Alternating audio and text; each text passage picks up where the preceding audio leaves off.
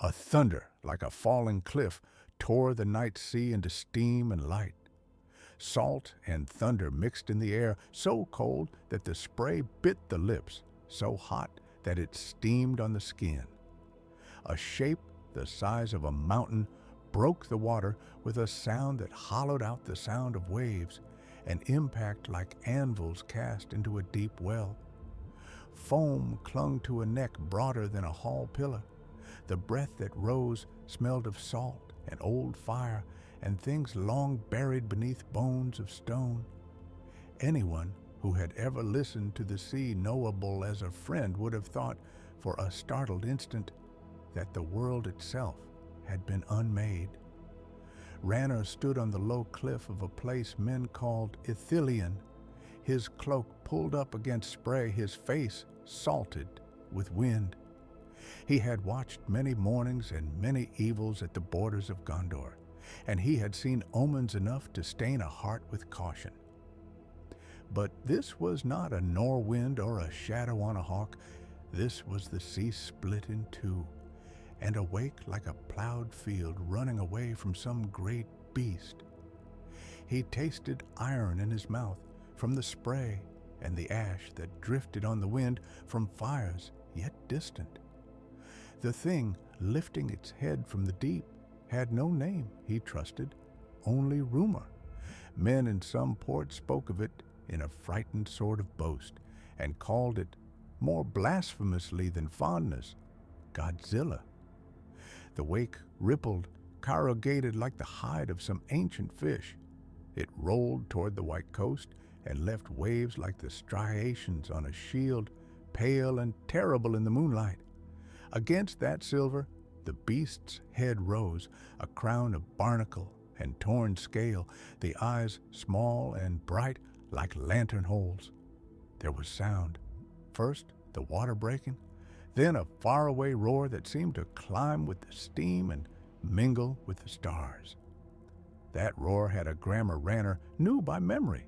It was not merely an animal's cry, it was a reply, not to him alone, but to a drum that had long been beaten in the east. The drums of Mordor had been heard for years, a slow punctuation under the world's breath, and this new voice answered them as if two old enemies had met and remembered one another. Fires broke out along the horizon, a ragged line above the shadow of Gondor that showed through the night like hot teeth. The first sparks leapt in watchfires, and then in that spreading, terrible way that takes a village and becomes a beacon. Smoke darkened the stars. The thing in the sea raised its head again and let loose a roar that rolled over the water and into Ranner's bones. It was a roar that did not merely frighten, it demanded. It sounded as if some primeval law had been called and had come. Misconception, not with intent politeness, but with the blunt conviction of a mountain moving under its own will. Men had long thought that only Sauron or men allied with him could call such thunder to the world. Ranner's thought turned like an arrow to the white city that watched the river. He rode for Minas Tirith with salt in his beard and the taste of ash between his teeth. The horse beneath him knew the road better than any map. Its flanks were marked with the scars of skirmish and hard rides, and it moved with the weary patience of animals that keep a people alive. As they ran, the plain laid itself open. Farms black-edged by smoke, a cart overturned and empty, a shepherd's hut with a singed roof. Some men kneeled and crossed their hands to their mouths. When Ranner passed, some seized spears and followed, breathing loud because courage is a contagion in troubled nights. Ranner felt the city's outline before he saw it, a pale ridge in the moonlight, layered with walls like the steps of some colossal stoneman.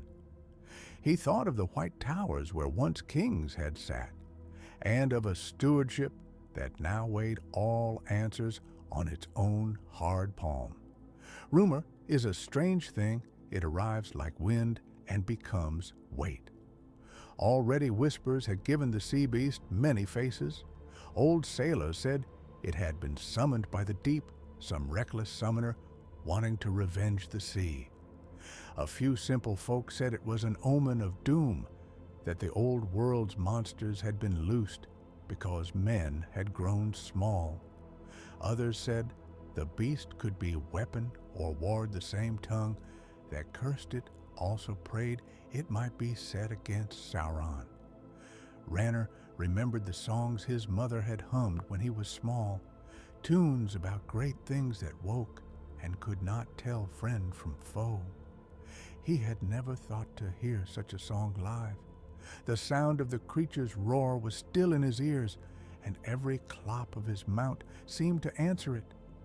Between the fields and the city lay the dead land, left by more than a single fight. Trampled crops, the skeletons of carts, a cart tree struck and split along the road. Men whom war had not yet broken walked with the shape of war in their steps. They carried old grievances and new terrors in equal measure. Ranner passed a small company of watchmen who had just returned from the front, their cloaks smeared with mud and ash. One of them, younger than the rest, spat and said, "Did you see?" The man's voice held both fear and a small, sharp hope that a creature not of Sauron's making could be a deliverer. Ranner spoke little. He had learned that certainty is a rare coin, and that the more one tried to clinch it, the more it would slip. He told them only what he had seen, which was both more and less than any answer could be. The closer he came to the city, the more the world narrowed to watchtowers and sentries. Horns blew in ways that had not been practiced in many years. Old trumpets that remembered kingly halls sounded calls that made the hairs along Ranner's arms lift. Gates creaked with the weight of lords and stewards making decisions in the night. At a ford, he met a small cluster of priests from a minor chapel, their hands blackened with ash from hastily lit candles. One pressed a finger to Ranner's shoulder and murmured a blessing that smelled faintly of bitter herbs. Men of faith had no more certainty than men of war. They only learned different ways to carry doubt. Ranner felt the city's heartbeat change under his knees, faster, like a throat found by a blade. He thought then of older things, of ruins half swallowed by ivy, of stories told around embers where the ringed years made people bolder about the past. There were tales of beasts that rose to right a wrong, and tales of beasts that rose to right only their own hunger. In those tales, the world learned nothing new. The waking of a mighty thing always meant that the living had to choose a side, even if that choice was only whether to flee or to stand. Ranner had stood before choices before he had chosen to protect a road, a bridge, a child. But to choose here might mean naming an ally that could not be bound to oaths, or setting free a weapon that would burn as much as it beat back darkness. A sound found him again, startling in its intimacy after the rawness of the sea. From the direction of the Pelennor came a far-off battering, a drum beaten with the certainty of machines and many hands. It was a slow thing, slow as the turning of a great stone wheel, and behind it ran the lesser sounds of marching. The roar from the deep rolled over this percussion like thunder following a distant cannon. It seemed to speak in the old language of battle, answering, counting, promising. Ranner felt the answer as a physical thing, as if the air had been tapped and now sang back. For a moment, his vision blurred. Hope and terror arranged themselves in strange new patterns on the inside of his lids. If the beast in the water truly stood against Sauron's drums, then perhaps a night could be held.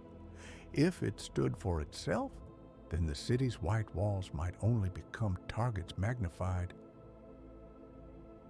He reached the outer gate as dawn hinted in the east, a pale, bruised color that made the city look younger and yet somehow harder. Sentries stepped forward, spears raised not at him, but at what he bore, news like a folded blade. Ranner's horse was steaming, its breath ghosting in the cold. Men at the gate peered into his face as if seeking leagues of context there. He gave the name of the thing on the sea, Godzilla, because names have a way of making things heavier and more true. Some at the gate blinked and then laughed, but their laughter was not full. Others ground their teeth and muttered the old words of councils that had failed to bind fates. The steward's heralds would be woken soon, and the citadel would need decisions faster than any single man could account for. Ranner tied his horse and moved up the causeway that led to the city proper. Behind him, the line of fires on the horizon burned like a slow wound opening. Ahead of him, the gates parted, and the city's watchmen stepped apart to let him through. He had come with a single, ragged account. The sea had given up a thing that might be savior or scourge. He had come with a roar, still clinging to his throat. As the gate closed behind him, he did not yet know which he carried, omen or weapon. But he knew this: the choice of names would not be his alone. The citadel waited for the waking of council, and men whose hands could make decrees were not yet awake. Ranner's boots found the stone of the ramp, and he started up toward where the steward slept. Each step a small oath to press the news into the weary ears of those who could decide whether to trust a fury born of the deep. The chamber smelled of dust and old oil, and the talking had the patient cadence of men who knew how to wait the hour. Windows of clear glass blinked as the city breathed. The outer streets below were a maze of small shadows, of women on balconies and watchmen leaning on rail. When the latest messenger unrolled his seal, all talking stopped, as if a cord had been plucked and the building had tuned itself to listen. Priests spoke first, soft-voiced and certain, as if their words were drawn from a hidden ledger kept by the world. "It is a token," said one, fingers folded around the haft of his staff, "a stirring of powers older than kings. The valor move in strange ways. Maybe this is for our waking." He spoke of omens and winds and a great stirring of the deep, and some who had felt the cold like finger bones along the sea, at dawn nodded and murmured their assent. Their faces were wet with something that was not quite fear. Opposite them, the captains stood like black staves. They measured with shorter phrases, with metal in their mouths. "A beast is no god," said a captain whose hair had gone gray by war and not by age. "It is an engine of force. It shakes the ground. That force can break walls, break shields. It can be used." He tapped the map with a knuckled hand, and the map creaked faintly under his touch as if agreeing. Another captain, younger and quick of speech, argued the opposite, that such a thing cannot be harnessed and would sooner turn on its master than take orders. The steward listened, and did not only listen. He kept his hands on the table as a man keeps a spear when his feet are on uncertain ground. He asked that they consider honor, law, and the keeping of Gondor's name. "If we set loose a hammer, we cannot recall," he said. "What then of the oaths we hold? If our enemies learn, we barter our shields for beasts. We invite cunning that will use that barter against us." He spoke of history, of bargains that left one party taller and the other lessened, of councils that became graves for men whose tongues had promised too much. Rumors swelled louder than councils. Messengers came from the western edge with tales of tremors that had no natural cause and of craft smashed as if by invisible hands. The sea itself seemed to push, one said, and his voice went thin. He told how the thing's steps had made salt spray leap from the shore and had snapped a chain of barges into pieces like twigs. Siege engineers left to watch the coast returned with timbers split, ropes shredded, and the faces of engineers hollowed as if they had looked on some inward maelstrom. Those who had been nearest spoke of a heat that had no flame and a hum underfoot that made wine in cellars slosh and sing. There were men among the captains who heard that and felt the glint of opportunity.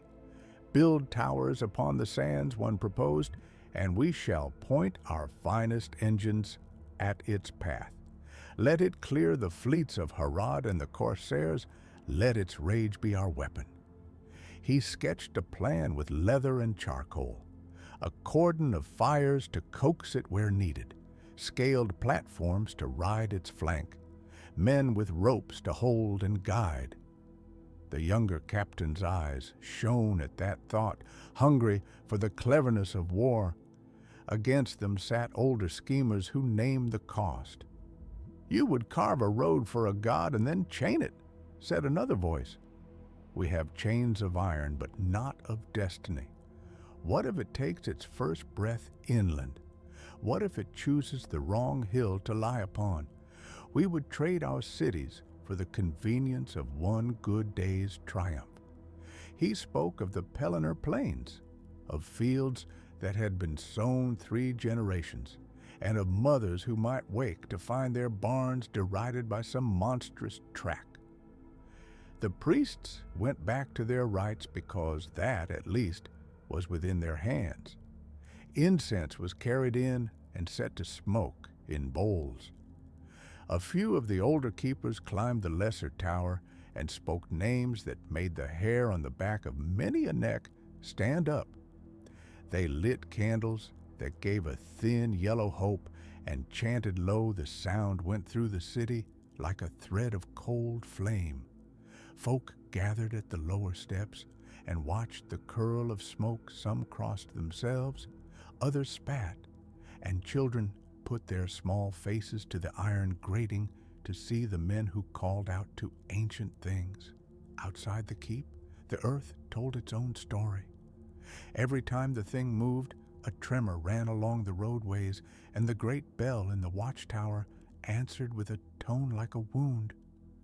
Carriages jolted from their horses, pigeons rose in a furious cloud and wheeled away to empty ledges.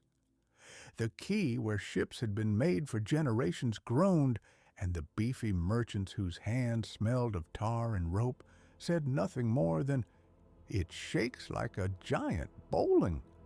In the markets, men strapped extra leather to wares, and merchants whispered of raising prices. The city smelled then, not only of bread and stew, but of old fear and the new coin of speculation. A plan divided the chamber as an axe divides a log, 2 rides to other powers and 1 to the shore. To Rohan went the fastest horse, and a herald's white. He carried not only counsel, but also an appeal for what alliances might be had. To the elves went a different hand, careful and humble, bearing not fire or weapon, but a request that the long-seeing might read this new thing's root. The third party, small and secret, would go to the coast scouts and engineers, and one who knew the sea best would test the nearer shore. They would not aim to speak with the thing, the steward said, chucking that like a nettle. They would measure its tracks, count the depth of its steps, mark the hazard lines of its tread, and report back. Preparations were hurried as a smith hurries a horse with a spring rain coming. Ropes were woven thicker, horns tuned to new notes, and a small corps of engineers unrolled curious devices that looked like cages and nets crossed with iron. If it can be coaxed, said an engineer, it can be corralled. If it can be lured by light, then light may lead. They worked through the day and into the thin air of night, and the city stood in a hush to watch them hammer. Mothers took their children inside earlier than usual. Dogs held their breath until the hours when sleep came like a tide. Not all were pleased. Old soldiers who had seen ages of men come and go spat their distaste as any man might spit bad meat. We should not hitch our destiny to a beast with teeth like a mountain, one said, and the room smelled of iron and wine. Young men found in the very thought of riding at the flank of such a thing a sort of maddened pride. They rubbed their hands and spoke of places they could never have seen by ordinary means. The steward watched them both with the tiredness of one who had to hold the balance while others were only disposed to swing it. On the sixth day, the envoy to Rohan left. They went out beneath the great gate with horns sounding low, a sound that wrapped around the white stone of the city and slipped away like a memory. Their saddles were lightened of luxuries and packed with hard bread, and they bore seals that meant argument and plea. Endorsed lay 4 days' ride away, and they were told to ride the southern long road and to keep watch for riders of Saruman or cunning men of the south. If war came while they were away, they were to send word back by every means. The envoy to the elves rode alone into the dim lanes that rose to the hill of the watch. He was a small man with no great name, but he had the steadiness of someone who had kept his oath twice. He carried a strip of white cloth and a silver bowl as an offering, for words alone would not reach the remembers of the woods. The elves were far, and their counsel was slow. Their anger was not of the immediate, and that made some in the council unhappy. But the steward bowed to that slowness, for the elves, he said, remembered the old temper of water and stone. Word reached the outer guards that the thing had turned south in a slow, ponderous arc. The news came as little more than a tremor at first, then as a smell on the breeze, like the sea left too near to land. People went to the great balconies and craned their necks. There, on the edge of sight, the horizon was a black knuckle that rolled and dipped like smoke. When a wave of its passing came, the light in the west flashed off scales that were not green nor gray, but the color of wet iron. Seabirds dashed, and the gulls made a pitiful sound as if dismayed. Within the city, a small conclave of captains and priests agreed upon a test. Not of war, they said, but of coaxing. They would light a ring of beacons at the point where it had last been seen, and not with fire, meant to burn, but with bright glints of metal and sounding horns to see if curiosity could be called. If the thing answered with movement toward the beacons, then a more measured engagement might be attempted. If it ignored them, then the city would gird for other defenses. The test was set at dawn, and men who would otherwise have been in taverns rose to stand watch upon the parapets. The ranger, who had seen the shore and walked the line between sea and field, stood apart from the throng that night, cloaked tight and the moon on his hood. He felt the city like an old wound, and he saw in the thought of binding the thing a risk that smelled of iron and smoke. He had not the steward's papers or the priest's certainty, but he had eyes that had seen the line where sea meets land and a head that held one clear truth. Such things were not governed by human oath. Yet he would go with the shore party at dawn. He had promised to answer what he had seen. So the city prepared itself by many small rituals and one bold, uncertain act. Horns were tuned, beacons readied, and riders set with orders to petition both horse lords and forest dwellers. Men spoke of binding and bargaining, and of destroying what might be called a god or reduced to an engine. In the small hours before the first light, the city slept fitfully, the bells answering in their throats to a dreaming that had the shape of giant feet. Dawn came with a low, wet sun. At the point where land folded to the sea, a great and strange silhouette under the morning mist turned its head toward the beacons. The watchers on the parapets saw only a lift of tail, a shudder of scale, and the sea spray rise like a sheet. The test had begun. The city's fate edged closer to a decision that could not be called back. The ranger crouched on the blackened ridge and watched the shore unmake itself. Far below, where river met plain, oil of smoke lay upon the fields and hid the furrowed rails of road. He had seen many come and be broken, men and riders in iron, but this was a cleaving of the world. A shape loomed inland, larger than any beast he had known, a spine of shadow and glassy hide that steamed where the wind touched it. When it moved, the earth sighed. He felt that movement in his ribs and the hill's bones. Ash fell like sleet. From the east, the shadow answered. Black riders wheeled upon the wind, their banners like holes where color should be.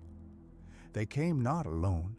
Behind them lurched great machines wrought of iron and bellows, crude mines of flame whose mouths belched hot ash and sparks. Wheels ground into softened earth and threw stinking steam like fog. Farmers watched from low hedges, and the breath left them. Children clung to skirts, horses reared and slipped. The machines advanced with a clamor not heard since the days of siege, a new hateful music that bent the sky toward smoke and heat still. The great thing turned its head toward that iron music, and the land answered as if it had a voice. It moved like a tide, slow and inevitable, the scales steaming, and the hum in its throat a drum that trembled stone. When it met the vanguard of engines, there was no battle like two armies of lightning. There was a meeting of wills. One sweep of its tail sheared through an iron wheel and sent a cart flying. A breath rolled from its chest, not a blast of fire, but a hot mist that made the bellows choke suddenly. Where the living bulwark pressed forward, machines buckled like reeds. Iron frameworks crumpled, shafts bent and spilled molten coil. The ground shuddered and left behind whole furrows charred and pitted, black like the bones of a camp under winter. Yet nothing that shielded the city came without levy. That same strength unmade cottages. Heaps of thatch lay cracked, and orchards released a rain of glowing leaves. Families woke to new landscapes and ran. They gathered, but did not look back.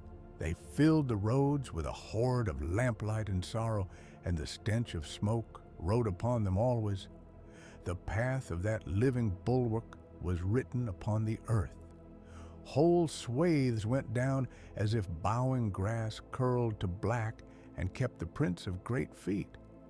Wells steamed the ribs of hedgerows melted into ash. People spoke of it in whispers, calling it miracle and curse in the same breath.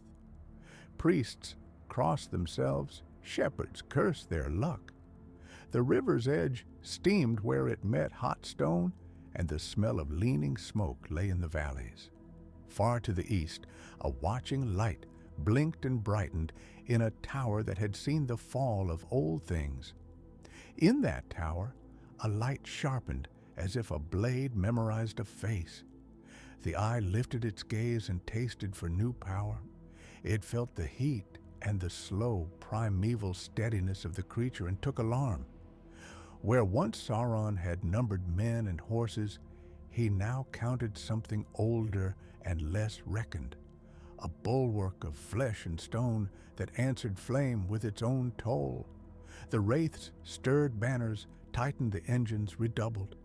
A voice like grinding glass went through the spokes of the world, and from the east a command moved, swift and cold as frost now. The Nazgûl rode as if the night had teeth. Fell beasts loomed from the south, black wings blotting the sun, their hoods were voids. Their approach chilled the marrow of the living, and lesser men collapsed or fled. The creature inland paid them no heed, yet it moved on.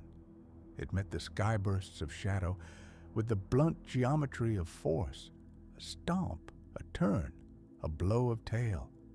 Where a ravening beast might have gorged, it only pushed and pressed. Engines were pinned, smashed like carts, or flung into hedges. The air rang with the sound of breaking iron. Along the lanes, lanterns bobbed like slow, frightened stars. A woman carried a baby wrapped in a blanket smelling of flour and smoke. An old man led a mule, blind in one eye, and stopped to lift a child's chin with a trembling hand. Men who had borne spears found themselves shepherding folk instead, and their faces were set as if at a strange new watch. The creature's bulk, seen between ruin and sky, became a terrible promise. It barred the path to the city and yet made a corridor, its shadow a shelter from the falling embers. For now, eyes that called it salvation also measured the cost. A guard beside the gate spat at the earth and swore. Priests muttered about judgment and mercy, never sure where to place their hope.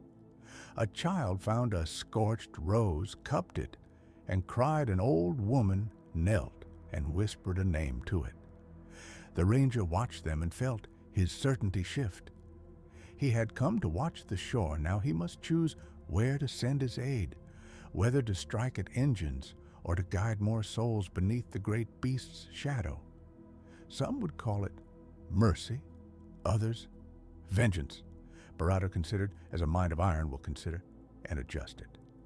The eye could not be content with the brokenness of a single field. If a new bulwark rose in the west, then its maker must be unmade or turned. Orders went like a frost. Haradrim riders were signaled to fall upon coasts. Banners were sown with new insignia. Catapults were doubled and laden with strange combustions. Where the creature brought shelter, Sauron meant to bring hunger. He would scatter the bread of the realm. He would make the roads untenable and drive the living into hunger and cold soon. The ranger tightened its cloak and stepped down from the ridge. He moved among carts and broken plows and gave orders with a voice honed in war. Left by the ash ditch, 2 paces, then on, he said, and hands obeyed. He bore a torch like a verdict and guided the procession into the corridor the creature made. Behind him, a captain of the city watched and sent riders to cut off bands of flame engines. Ahead, the great shadow walked, and the people filed beneath its ribs, trusting the monstrous spine as if it were an arch of God now. Night came like a contract signed in charcoal. Signals ran from the tower and passed through campfires and horn beats until every dark thing knew the shift. Saurons will folded maps and redrew them. Shores that had not been thought of as war were mapped now as lines of hunger. Ports were ordered watched, caravans harried, and the black-handed smiths readied different engines for other coasts. In the city, a bell tolled, the people shivered and took heart. Beyond the ridge, the living bulwark turned and walked inland, and every mind in Mordor set its teeth upon a larger plan now. The eye turned its lightning toward the far coasts and the map that lay beyond them.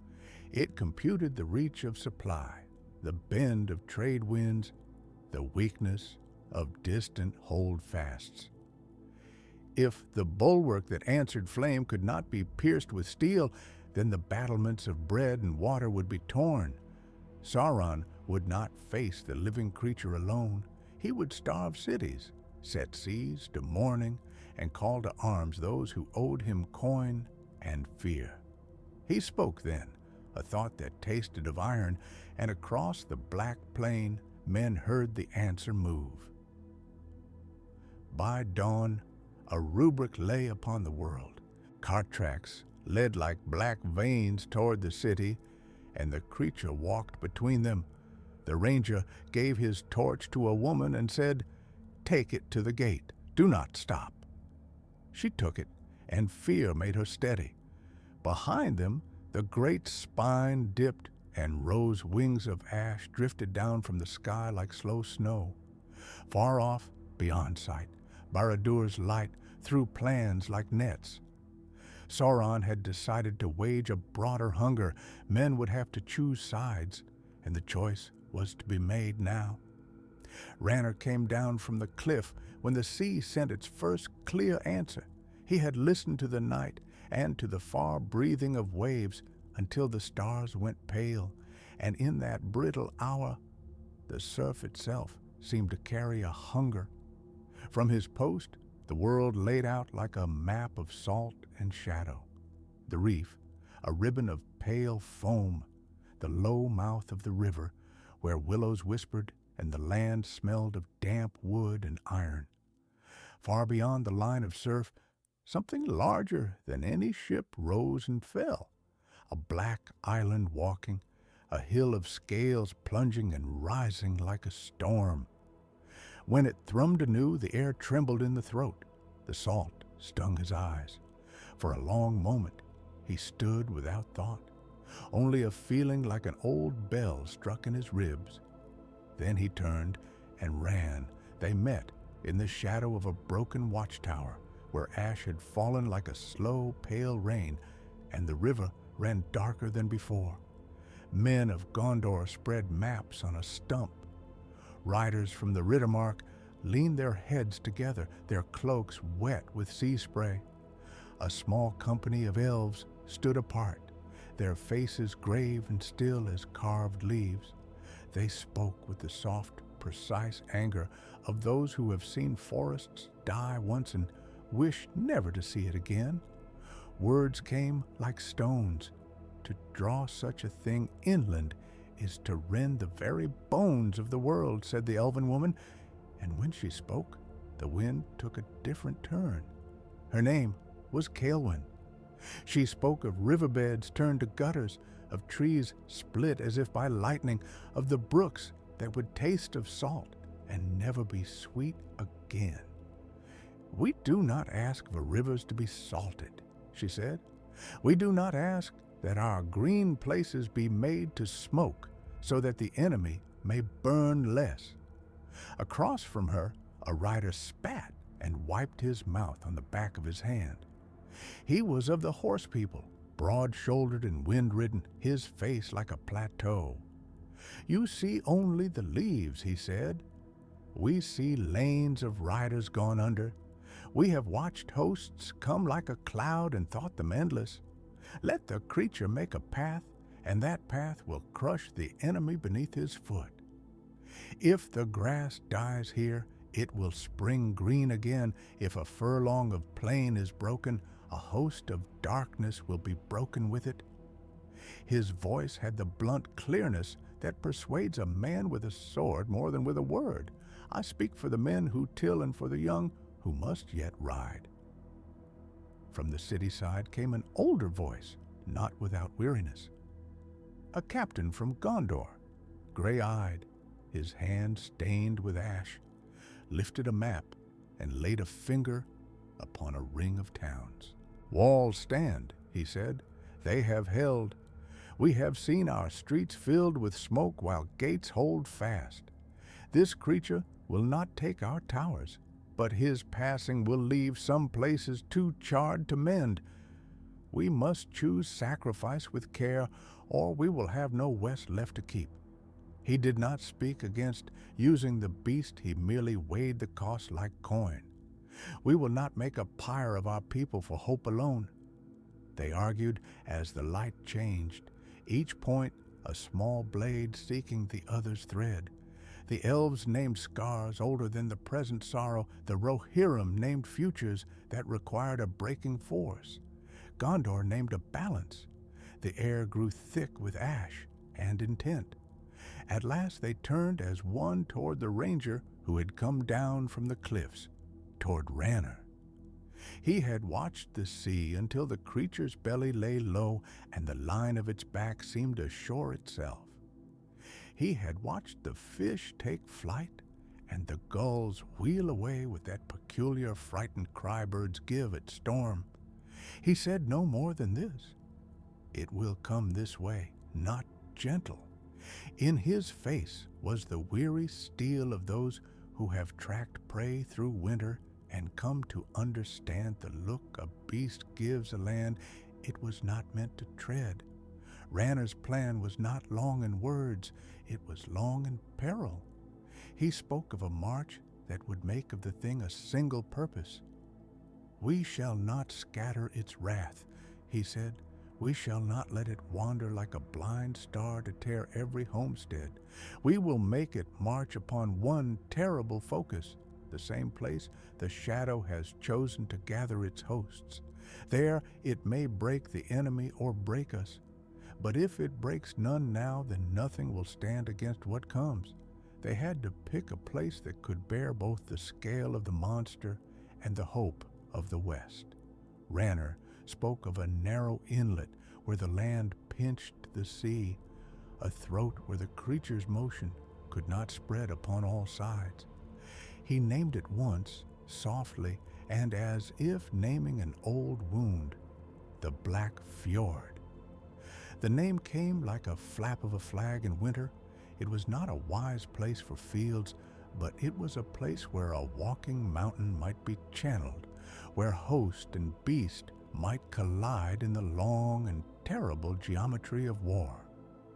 To lead it there, we must be loud, and we must be cruel, said the captain of Gondor. We will set beacons, we will bring herds, we will burn the breakers to wake the beast from the seas. If it follows the sound and not the scent, we may guide it as one guides a river into a mill. He closed his hand upon the map as if he could grip the shape of the future and force it to flow. But be warned, when it turns that way, it will not turn back. The land it passes will bear that passing. Kaelwyn's hand moved like wind across a harp. You will ask us to strike at her own wood, to fashion signals that will rend bark and break leaves. You will ask us to set fire to riparian growth for the sake of a path. There are lives in those branches. I do not say no, I only say this is a debt to be paid with sorrow. Her voice was softer now, threaded with the memory of groves long fallen to far stranger wars. We will do what is needful, but do not ask us to revel in the ruin. The Rohirrim captain laughed then, short and brittle as a twig. We do not ask revelry. We ask only that you set your hands to what must be done. Come with us, if you will. Sit a rider on a great stallion and feel what it is to charge with the waves at your heels and the sound of the world itself answering. You will call it Savior, I think, before the day is done. There was a silence after that. The night held the scent of salt and tallow. In the village below, some fires were already doused, some doors bolted. People came up the road with what little they could carry, a blanket, a child's blanket, a small chest with silver, dulled by the smoke. They looked at one another and at the leaders and found small consolation in each other's faces. Preparations began with the sober rhythm of inevitability. Teams of woodmen went down to the river and felled great pines with a regretful hand, and the elves who felled them prayed silently for the spirits of the trees. Men of Gondor made contrivances of rope and iron to drag great drums and bells. The drums were hollowed with care, and the bells tempered to sing across hill and water. The Rohirrim gathered flocks and herds, driving them toward the landscape that would lie between the creature and the black fjord. Fires were ready to flare like beacons, each one a promise of ruin. As dawn broke, the first horn sounded. It was not a call to battle, but a bell to begin a grief. Ranner mounted and took the lead, his cloak wet with the spray of the coast he had watched, his hand steady upon the reins. Behind him came the line, men with spears lowered, elves with bows strung, riders in leather and mail, the drums strapped like chests of thunder. The march moved with a slow, determined grief, the earth remembering every footfall as if marking a debt. From the cliffs the sea replied. Far out the great back rose, a dark ridge lifting from a body of water that boiled and heaved. The creature's voice, if one might so name that low, rolling, primeval sound, went across the waves like a struck chord, a note that set the little drums in the march to echoing. Men who had not been afraid until that moment found their chests hollowed and filled with a new air. Even the elves drew breath sharp and close. A tree might groan, and some did, as if in pain or as if calling back. When the creature crested the low line of waters, it moved like the end of a world. Tides followed his steps and swallowed low meadows. The air tasted of iron and deep green rot, and the sky took on a color like scorched blue. Houses at the edge of the plain smoked as if with a slow complaint, chimneys crying out. Ranner did not look back. He could not, for to look back is to see the cost before it is sealed. He held the line and pressed forward. Behind him, the procession became a living sound. Hoof, shoe, drum, banner. Ahead, the narrow mouth of the black fjord waited with the patience of a trap laid by fate. At the very moment the last beacon was to flare, Caelwyn came to him, and for once the elven voice wore no judgment, but a heavy kinship. If we do this, it will save more than fields. It may save children who do not yet know their names. Her fingers brushed the cord at his shoulder as if to steady him or to steady something older than him. Remember what it is to choose, she said. We cannot unchoose. Ranner nodded, the motion a small thing that carried the weight of the world. He thought of faces burned into memory, a brother who had not returned, a woman who had lit a candle for a son gone to the southern fords. He thought of the river as it had been before any of this began, of trout darting in clear shallows, of dragonflies like small jewels. He held the image tight, and then he let it go. There are times in which a man must shepherd a danger as if it were a beast that could be guided. There are times when the only mercy is the one that chooses the least ruin. Then we march, he said, and his voice was the sound of the horn. The first great pyre blazed as if a second sun had been lit upon the ridge. The drums beat, and the bells sang across the land. The creature's head turned toward the sound with a slow, fathomless comprehension. For a moment, the sea and the sky seemed to lean into one another, and in that seam of world, the march became a single long line of intent, a cord drawn taut. They moved to draw a monster into a snare, and in so doing, they bound themselves to a course that had no unwinding. The path was chosen, the cost named. Men cried softly and swore without oath. The shore shook with answered thunder. Ranner rode at the lead with his chin set like a stone. Behind him lay the fields, the smoke, the homes left hot with grief. Ahead lay the narrow mouth where a walking mountain might be made to break, and where perhaps, if the gods were willing and the men brave enough, the shadow would finally be struck in its flank. On the ridge, the last of the beacons rose and poured its light like blood across the water. Ranner lifted his horn. He blew, and the note went like a spear into the dusk. From the sea came a sound back, ancient and deep and smelling of salt and scale.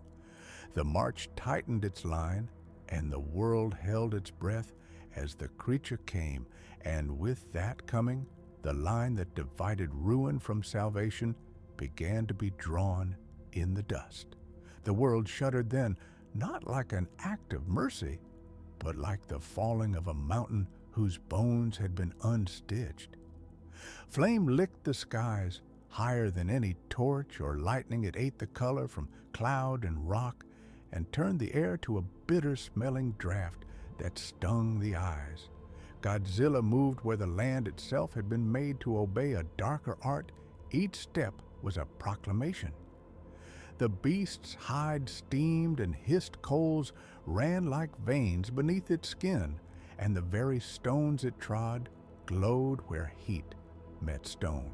From the throat of Mount Doom, a chorus rose, not song, but belching furnaces and the keening of engines bound to a will. Out of that black music came shapes of iron and shadow, and a voice colder than any wind said, in absence of tongue, that power could be forged. Ranner stood upon a ledge of jagged black, wind-pricked and smelling of sulfur, and the sight took his breath as if it had been hammered from him. He had seen banners fall and oaths broken. He had known the hush that follows a battle and the thin, bright joy when a blade finds its mark. This was other. The horizon writhed. Great spires of metal, wrought in the service of a lord's device, lurched upward from workings buried beneath the ash. They were not mere engines, but sculptures of cruelty, cranes that became spears, furnaces that belched shadow like a second night. Where they moved, the ground caved and furrowed, and between their teeth of steel there moved an intent that answered no man's name. When Godzilla roared, the sound was not a cry of joy nor a prayer. It was the earth-made voice, a deep single thing that shook the souls of those who listened and set the sea to heaving far away. From its mouth poured not only heat, but a light like the waking of a new sun, a white that seared the outlines of the enemy and made the blackness recoil. The engine's shuddered gears stripped and couplings shrieked. A great metallic prow was split asunder and hurled like a broken moonstone into the ash. The creature moved through the field of war as storm water through reeds, heedful of no ally's plea, answerable to no counsel. Yet with each step the land itself changed. Rifts opened and closed. Valleys were made into basins of boiling mud. Where the beast passed, the earth altered its face as if some ancient mason had come to quarrel with the work of corrupt hands. Sauron's craft struck back not with single weapons, but with a weaving of will. The shadow spread from the engines like oil across water. It crawled up stone, seeped into the seams of the world, and sought to take that which was living and make of it a tool. For a moment the shadow wrapped the beast's flank, and Ranner felt his heart fall with it, as if hope were a cup poured out. The creature staggered, and in the wavering of its form there was a terrible sympathy. Ranner glimpsed flashes like memory, ancient coastlines, slow-living trees, the rubbing of waves at a shore too patient to be counted. Then the white flame answered. Where heat touched the shadow, it did not simply dispel it. The heat fought and altered. Tendrils of dark ash melted into steam and rose to the winds. Yet steam carried its own shrapnel. Blackened droplets of muck fell upon the earth and bled smoke for a long time after. Men and folk of other making watched from their low places, weapons clenched, faces scaled with soot. They could not approach the field where the two wills met without being drawn into the churn. Some sought to aid by heaving old engines of war against the iron spires. Others labored to ferry women and children away from fields that would not be safe for years. A company of archers loosed volleys which struck the furnaces like drops of rain upon hot iron, and the arrows hissed away. Spearmen hurled themselves to block a spire's fall, and when they fell, the earth swallowed them with a greedy sound. These were small things beside the thunder, yet in their woolen cloaks and battered shields, they were the measure of what was defended. The turning came not in a decisive stroke, but by attrition, and by the stubborn fact of a living presence that refused to be commandeered. Godzilla did not act as a swordmaster might, parrying and thrusting for elegance. It crushed, it scorched, it stripped the engines of their teeth and hurled away their bellies. One by one, the great constructs faltered. When a furnace fell, it did not so much die as unmake a portion of the dark's design. Molten iron flowed into newly cut gullies, and where it cooled, the stone took on a sheen brown and glassed by intense fire. Those places would be plowed anew by weather and time. They would not be easy to plant in the seasons that followed.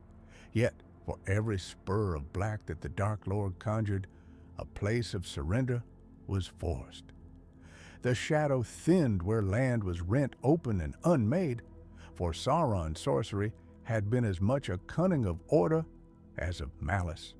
It could bind what was whole, it could not as easily command a world that had been made raw and untidy. When the engines finally toppled, they did so like cathedral spires felled by an earthquake.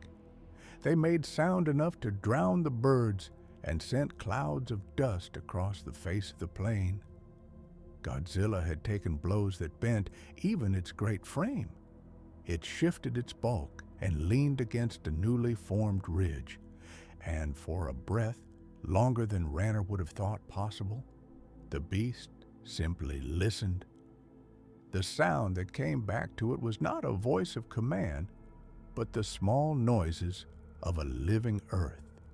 The crack of cooling rock, the faint, stubborn rustle of leaves where some clump had survived, the far-off murmur of men moving together. It turned its head once toward the east, where the sea still kept watch, and Ranner thought he saw sorrow or relief. There are no human eyes in a thing such as this to be certain. And then the beast made a motion and resumed its slow pacing through a world broken in its image. The shadow did not vanish, as if unmade. It retreated, rubbing itself into folds and crevices like an animal unwilling to leave a den. Where once the dark had been neatly ordered, it fled to ragged borders and couched there, waiting with the patience of a thing that expects time to be its ally. The sky above Mount Doom was not cleansed of black. It was cut with bands of smoke that would long mark days to come. The land was altered, gullies of molten paste, plains crusted like bread over with cinders, lakes run half with mud. Yet in those hollow seeds would lodge, and in those scorched fields hardy shoots would find grip. Refugees who had fled now returned, not with the gait of the triumphant, but with the slow, stubborn air of those who make shelter from what remains. They brought seedlings and sacks of uncertain grain, and children who had never seen the old high grasses planted saplings into earth that still gave off heat.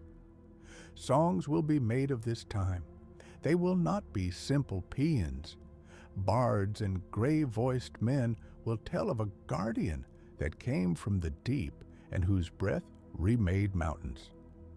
Their verses will be filled with wonder and a trembling kind of fear, for the guardian saved life with hands that could have undone it. Mothers will hush their babes with names that sound both like blessing and warning. Men will debate whether living power, heedless of counsel, is a mercy or a judgment. Councils will remember faces they had thought to trust, and they will ask how one measures right when the cost of salvation is a scar upon the face of the world. Ranner walked among these survivors. He felt the roughness of ash under his boots and the heat that rose like a constant, patient thing from fissures. He met eyes that were full of questions, of justice, of gratitude, of fear. He did not have words that could settle them. He found instead that small work took the weight of large thought. The mending of a roof with iron taken from a broken spire, the closing of a fissure with stones prized from the lip of a ravine, the careful planting of a sapling where the soil had been blackened. He taught men to water and to tend, and in that teaching, he learned the measure of a world remade, that survival is stitched from small labors as much as from great deeds. At dusk, the beast took to the shore, and men fell to their knees at a distance. It did not drink of the sea, as a beast might. It stood upon the rocks and watched the dark line where water met sky. The tide spoke in low rumor and touched the feet of the world with cold that met the beast's heat in a thin hiss. Ranner felt, more than he saw, that a covenant had been made that day, not one of ink and seal, but of fact. The guardian had acted with its force and left its presence upon the face of Middle-earth. Where it would wander next, none could say. It might sleep in some deep trench or stride along coasts no man would map. It might one day be found tamed by rust or age, or it might wake again when some darker cunning arose. That was a future not yet born. By firelight, Ranner and others spoke of responsibilities. If a living force now kept watch, then watchers would be required to watch the watcher. They would not bind it, that much was plain, but they could, perhaps, learn its patterns and keep their homesteads clear of places that drew its wrath. They promised to mark the map in new ways, to rechart old roads that would not be safe with new fissures, and to set beacons where travelers must turn aside. Theirs was not a council of kings, but a confederation of those who had felt ash upon their tongues. Theirs was a resolution without pomp, to tend, to remember, and to be vigilant. In a distance beyond Ranner's sight, the land scraped and receded where the shadows had withdrawn. A darkness remained in hollows like an old stain, but the main breast of the black had been shattered. Sauron's great devices lay undone, their single-minded cruelty softened into heaps and ridges that the rain would someday wash and the wind would scratch into new shapes. The victory was not unblooded, it had the sober taste of things purchased with loss. Ranner's hand, when he touched the trunk of a sapling he had greened, came away smudged with ash. He smiled, a small, grim thing, and felt that the smile was a covenant to himself more than to any other night closed with uncertain stars. Fires dotted the plain where watchmen kept ward. Far off, on the rim of the ash fields, a child threw a pebble into a steaming pool and shrieked laughter that was half fear and half delight. Godzilla, a silhouette against a moon that made its dorsal spines into teeth of light, moved slowly away from the centers of ruin. It was no angel and no king. It was a force that had answered the need of this hour and now retreated into the greater drama of the world's patterns. Ranner watched until the beast's outline merged with the dark, until only the slow rise and fall of its back remained. When the watchman's horn was sounded at midnight, Ranner did not return to sleep. He tightened the fur about his shoulders and looked to the east, where Mount Doom still breathed. He thought of the ledger they would keep. On one side the lives spared, on the other the scars borne. He thought of the songs that would be sung by firesides for years hence. He thought of the stern duty that now lay upon them, to tend a land scorched as much by saving force as by evil. He pulled his cloak tight and set his face toward the road, for the morning would need him, and the morning would call others as well. They had been saved, yes, but in a way that changed the scales they must now live so as to balance them. Thus he went, not toward an ending, but toward the work that comes after a great unwieldy deliverance.